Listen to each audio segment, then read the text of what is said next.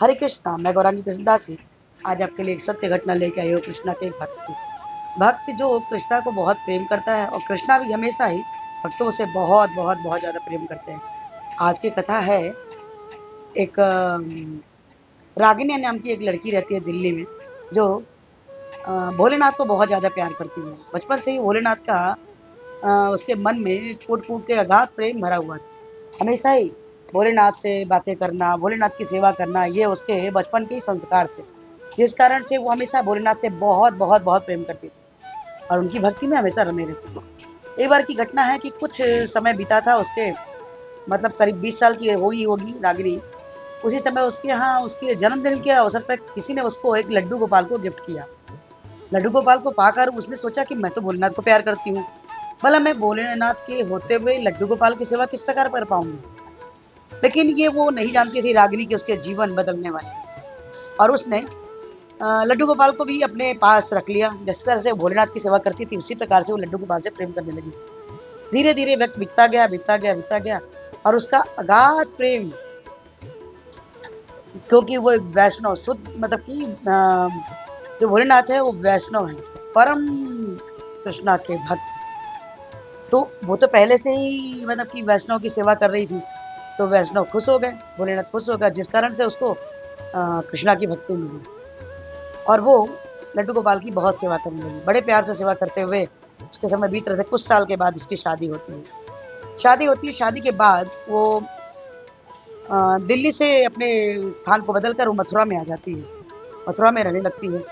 अब मथुरा में रहने के कारण कृष्णा से प्रेम उसका और विकसित होते चला जा रहा था। लड्डू गोपाल की और सेवा करने लगी। शादी के बाद उसे एक पुत्री की प्राप्ति होती है। अभी भी वो प्रेम से अपने जैसे बेटी को प्यार करती है, वैसे ही लड्डू गोपाल की सेवा कर रही थी। और उसकी जो बिटिया जब 4 साल की होती है तो वो अ, उसका एक्सीडेंट होता है रागिनी का। रागिनी का एक्सीडेंट होने के बाद क्या होता है कि रागिनी को दूसरा बच्चा नहीं होगा ऐसा डॉक्टर ने बोल दिया। रागिनी बहुत दुखी थी, लेकिन उसकी जो बिटिया थी वो हमेशा अपनी माँ से एक छोटा भाई खेलने के लिए माँगती थी, क्योंकि अपने दोस्तों को देखती थी कि वो अपने भाइयों से कितना प्रेम करते हैं, कैसे भाई लोग प्यार करते हैं, कैसे गाड़ी पे घुमाने ले जाते हैं, किस तरह से लड़ाई-झगड़ा होता है, किस तरह से खिलौने खेलते हैं। हर बात में अपने भाइयों के संग में, चाहे छोटा भाई हो, चाहे बड़ा, उसको ऐसा लगता कि मुझे भी, मेरे पास भी भाई होना चाहिए। और जब भी वो चित्रकारी करती थी, जब भी पिक्चर बनाती थी, तो हमेशा अपने साथ में पिक्चर बनाती थी, एक भाई का।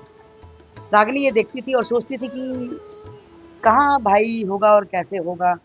संभव तो नहीं, क्योंकि डॉक्टरों ने तो मना कर दिया था कि उसको दूसरा शिशु तो होना नहीं था, दूसरा बच्चा उसे नहीं होना था। और रागिनी इस बात से निश्चिंत थी कि ठीक है, एक बेटी तो है मेरे पास, वो संतोष था उसके जीवन में कि उसको एक पुत्री तो है, लेकिन बिटिया उसकी बड़ी दुखी होती थी कि हमारे पास कोई भाई नहीं है। 4 साल के बाद एक बार रागिनी की तबीयत बहुत बिगड़ जाती है। स्थिति ऐसी होती है कि डॉक्टर ने जवाब दे दिया कि रागिनी अब शायद ना बचे और घर में अकेले ही उसकी बिटिया रहती थी और लड्डू गोपाल के साथ खेलती थी। इस समय बिटिया उसकी 8 साल की हो चुकी थी। रागिनी की बेटी 8 साल की हो चुकी थी। और लड्डू गोपाल से हमेशा कभी तो उसने कुछ नहीं माँगा, लेकिन बोलती थी कि काश तुम्हारे जैसा मेरे भाई हो, काश तुम्हारे जैसा मेरा भाई हो। और आज अचानक रागिनी को घर आना पड़ा। रागिनी घर आती है, देखती है उसकी बिटिया लड्डू गोपाल को पास में रख के उनसे बातें कर रही है। उनकी बातों को सुनकर रागिनी को बड़ा दुःख हुआ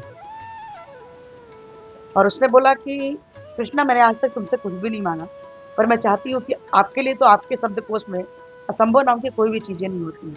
आप चाहें तो साइंस कितना भी क्यों ना बोल दिया हो कि हाँ, मुझे मतलब मुझे बच्चा नहीं होगा, लेकिन आपकी अगर कृपा हुई तो मुझे हो सकता है कि इसको भाई की ज़रूरत है तो आप भाई आप दे सकते हैं।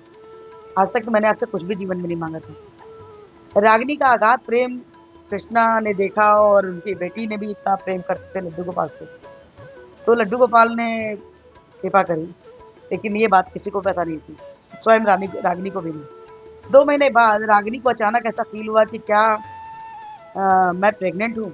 जब उसे चेक किया तो उसके खुशी का ठिकाना नहीं रहा, क्योंकि वो गर्भवती थी और उसे फिर पुत्र की प्राप्ति हुई। यानी कहने का मतलब ये है कि जहाँ भी कहीं साइंस फेल होता है, वहां अगर आप विश्वास कृष्ण पे करते हैं तो कृष्ण हमेशा आपकी कामना को पूरा करते हैं। आखिर असंभव था रागिनी को पुत्र होना, लेकिन उनके प्रेम को देखते हुए लड्डू गोपाल ने उनके बच्चे पाके कृष्णा ने कृपा करी और उन्हें पुत्र की प्राप्ति हुई।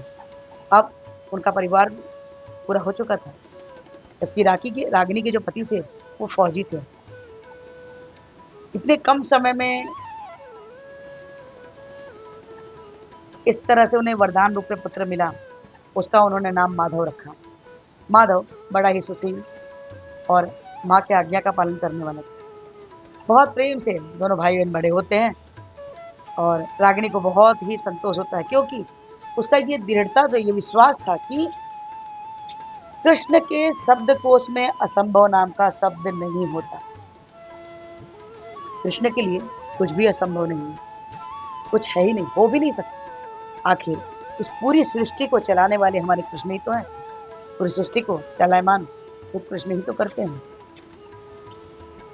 अगर आपका भरोसा, आपका विश्वास अगर कृष्ण पे है तो सच मानिए, ये दृढ़ता अगर आप मन में रखे हुए हैं तो कृष्ण हमेशा आपका साथ देते हैं और देंगे। हम फिर से यही बात बोल रहे हैं कि विश्वास कीजिए, जिस प्रकार से हमारे आसपास हवा होता है उसी प्रकार से हमारे आसपास कृष्ण भी हैं, मौजूद हैं। अगर हम ये जान रहे हैं कि हमारे बाजू में कृष्ण खड़े हैं, हमारी आपकी बातें सुन रहे हैं, तो विश्वास मानिए कि वो बाजू में खड़े होकर हमारी इस कथा को भी सुन रहे हैं। हमेशा अगाध प्रेम किसी से भी करना हो तो वो सिर्फ और सिर्फ हमारे कृष्ण हैं।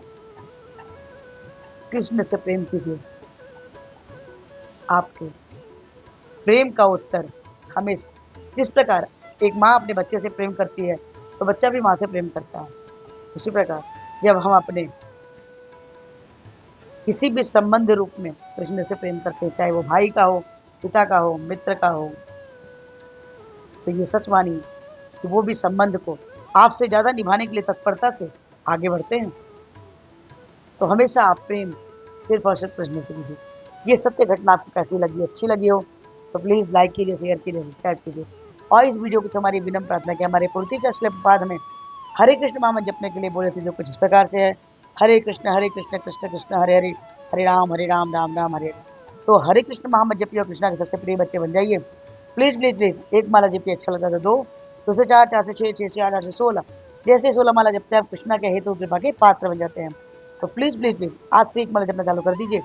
हरे कृष्णा, राधे राधे।